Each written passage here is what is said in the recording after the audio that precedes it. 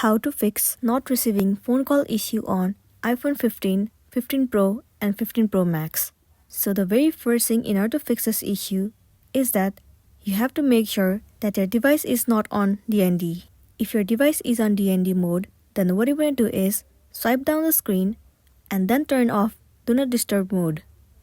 Once done, now the next thing you want to make sure that you haven't enabled airplane mode. If your device is on airplane mode, then it's impossible to receive any of the calls. So make sure that you turn off the airplane mode if you have turned it on. Once done, now the next thing you want to try doing is head over to the settings of your device.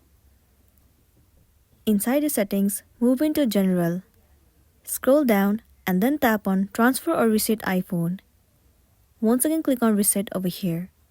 You have to reset all the settings, so tap on Reset All Settings. Now enter the passcode of your device. Now enter the screen time passcode. If you click on Reset All Settings, the settings will be reset and it might also fix the issue that you have been facing. If not, the next thing you want to try doing is you have to reset your device. In order to do so, long press on these assistive dots and then tap on Reset.